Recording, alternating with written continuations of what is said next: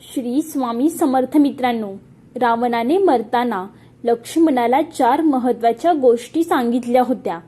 या गोष्टी आजही आपल्या जीवनात प्रासंगिक आहेत. जर तुम्ही या 4 गोष्टी समजून घेऊन जीवनामध्ये आचरणात आणल्या तर तुम्हाला यशस्वी होण्यापासून कोणीही अडवू शकत नाही. चला तर जाणून घेऊया रावणाने लक्ष्मणाला सांगितलेल्या 4 गोष्टी, अर्थात यशस्वी जीवन जगण्याचे ज्ञान सर्वांसाठीच महत्त्वाचे आहे. हे तर माहीतच आहे की रावण एक महाज्ञानी पंडित होता. तो अनेक विद्यांमध्ये पारंगत होता. केवळ माता सीतेचे हरण केल्यामुळे भगवान श्रीरामांच्या हातून त्याचा मृत्यू झाला. तुम्हाला माहीत आहे का, जेव्हा रावण मरणाप्रसंगी अवस्थेत पडलेला होता आणि अंतिम घटिका मोजत होता, तेव्हा भगवान श्रीरामाने स्वतःहून त्यांचा छोटा भाऊ लक्ष्मणाला रावणाकडून आयुष्याचे ज्ञान घेण्यास सांगितले होते. या ठिकाणी सर्वात आश्चर्यकारक वाटणारी गोष्ट आहे की रावणाने त्याच्या शत्रूला हे ज्ञान देण्यासाठी अजिबात कुचराई केली नाही. रावणाने लक्ष्मणाला दिलेले जीवन शिक्षण या काळातील लोकांसाठी सुद्धा खूप उपयोगी आहे. जेवढे त्रेतायुगात उपयोगी होते, भगवान श्रीराम आणि रावणाचे युद्धांत अंतिम दिवशी जेव्हा रावण भगवान श्रीराम यांच्या बाणाने जखमी होऊन मरणासन्न अवस्थेत पडलेला होता, तेव्हा भगवान श्रीराम आणि स्वतः लक्ष्मणाला म्हटले, जा आणि रावणाकडून जीवनातील राजनीतीचे ज्ञान घे. आपण थोरले भाऊ भगवान श्रीराम यांचे बोलणे ऐकून लक्ष्मण सुद्धा द्विधा मनस्थितीत पडले आणि म्हणाले, तुम्ही हे काय बोलत आहात? एक अत्याचारी राक्षस जीवनाशी संबंधित मूल्यांचे शिक्षण कसे काही देऊ शकतो? हे ऐकून भगवान श्रीराम हसून म्हणाले, लक्ष्मणा, तुला माहीत नाही, रावण राक्षस होण्याबरोबर एक महाज्ञानी सुद्धा होता. तो एक महान पंडित देखील आहे. तो एक महान शिवभक्त आहे. तो एक ब्राह्मण आहे. त्यामुळे त्याच्या मृत्यूपूर्वी त्याच्या जवळ जा आणि त्याच्याकडून जीवनाचे ज्ञान मिळवून घे. तत्पूर्वी व्हिडिओमध्ये पुढे जाण्याआधी माझी तुम्हाला नम्र विनंती आहे की तुम्ही जर ब्रह्मांड नायक चॅनेलवरती नवीन असाल तर व्हिडिओला लाईक करून चॅनेलला सबस्क्राईब करून कमेंटमध्ये श्री स्वामी समर्थ नक्की लिहा. तर मित्रांनो, त्यानंतर लक्ष्मण भगवान श्रीरामांना प्रणाम करून रावणाजवळ गेले. रावणाजवळ जाऊन लक्ष्मण रावणाच्या डोक्याजवळ उभे राहिले आणि म्हणाले, हे लंकेश, मी तुमच्याकडून जीवनाशी संबंधित राजनैतिक ज्ञान मिळवण्यासाठी आलो आहे. रावणाने मात्र लक्ष्मणाच्या अभिवादनाचे काही प्रत्युत्तर दिले नाही. खूप वेळ झाला तरी रावण काही बोलेना. म्हणून लक्ष्मण भगवान श्रीरामांकडे परत गेले आणि म्हणाले, रावण माझ्या प्रश्नांचे उत्तर देत नाही. भगवान श्रीराम म्हणाले, लक्ष्मणाला ज्याला ज्ञान मिळवायचे आहे तो देणाऱ्याच्या डोक्याजवळ नाही तर पायाजवळ उभा राहतो. त्यामुळे परत जा आणि रावणाच्या पायाजवळ उभे राहून त्याला परत आग्रह कर. भगवान श्रीरामांनी असे समजावून सांगितल्यानंतर लक्ष्मण पुन्हा रावणाजवळ गेले आणि रावणाच्या पायाजवळ उभे राहून आपले दोन्ही हात जोडून म्हणाले, हे लंकेश, कृपा करून तुम्ही मला जीवनाचे रहस्य समजावून सांगा. लक्ष्मणाचे बोलणे ऐकून रावण म्हणाले, हे लक्ष्मणा, तू धन्य आहेस. तुला प्रभू रामासारखा भाऊ मिळाला आहे. तू धन्य आहेस, जो तू सदैव तुझ्या सोबत राहील. लक्ष्मण, लक्ष देऊन ऐक. आज मी तुला काही गोष्टी सांगणार आहे ज्यामध्ये संपूर्ण जीवनाचे सार आहे. 1. कोणतेही शुभ कार्य लवकर करावे. रावणाने लक्ष्मणाला सांगितले की जे काही शुभ कार्य करायचे आहे ते लवकर करावे, कारण आयुष्य अनिश्चित असते. कधी संपेल कोणाला माहीत नसते. शुभ कार्य करण्यासाठी कधीही आळस आणि उशीर करू नये. तसेच अशुभ कामे जेवढी शक्य होतील तेवढी टाळली पाहिजेत. लक्ष्मणा, आम्ही सुद्धा ही चूक केली. अशुभ कामांना मी नेहमी प्राथमिकता दिली. शुभ कार्य नेहमी टाळत राहिलो. मी प्रभू रामांच्या चरणाजवळ येण्यासाठी खूप उशीर केला.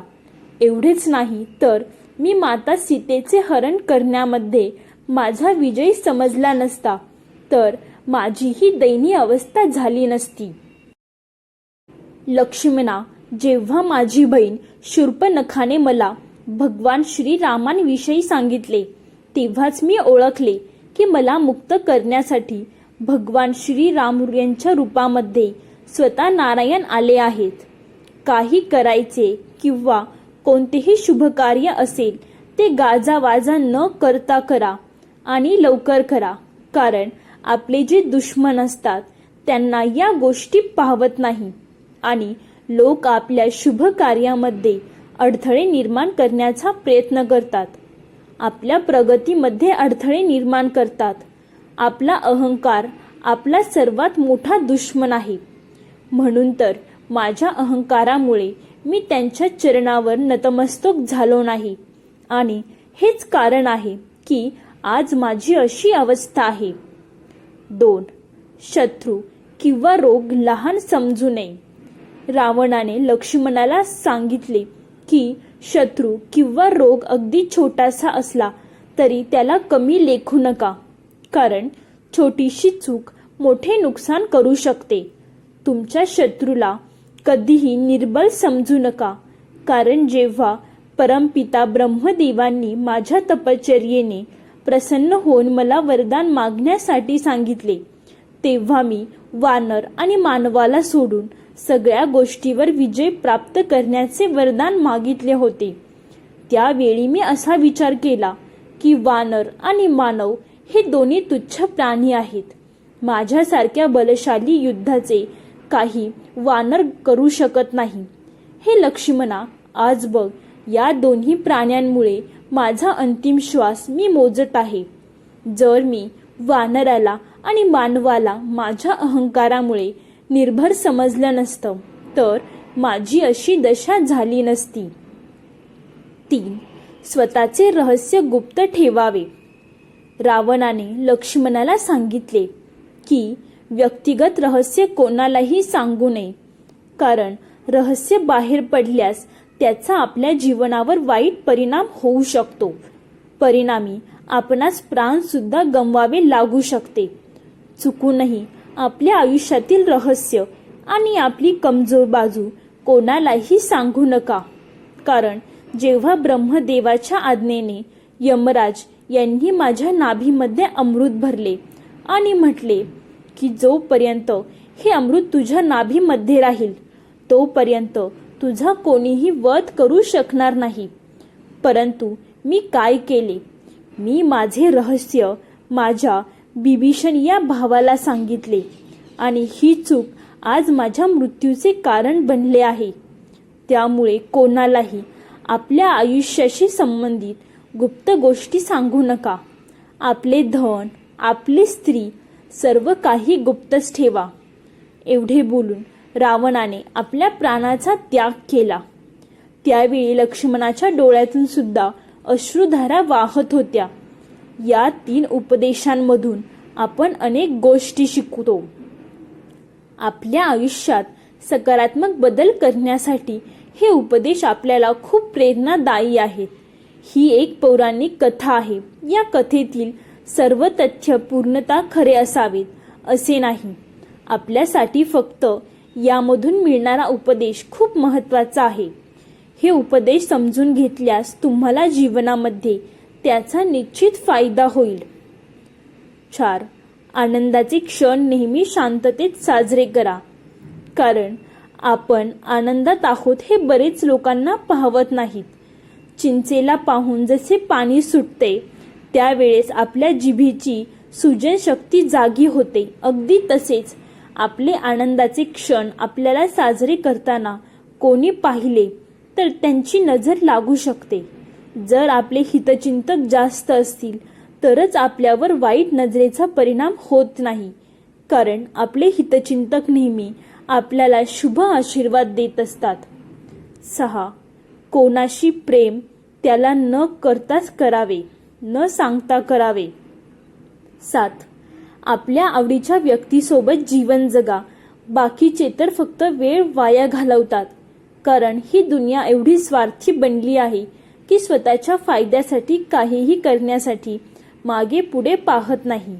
त्यांचा उद्देश एवढाच असतो की गोड बोलून आपल्याकडून काम करून घेणे. म्हणूनच तुमचे हितचिंतक ओळखा आणि फक्त त्यांच्याबरोबर तुमचा मौल्यवान वेळ खर्च करा. 8. झालेले नुकसान कोणाला सांगू नका. या जगात खूप कमी लोक असे आहेत त्यांना एखाद्याचे नुकसान झाल्यावर दुःखी होतात. मात्र बरेच लोक असे आहेत की नुकसान झाल्यावर त्यांना आनंद होतो. ते लोक लगेच जखमेवर मीठ लावायला तयार असतात, कारण त्यांना दुसऱ्यांसाठी चांगला विचार करणे तर जमतच नाही. 9.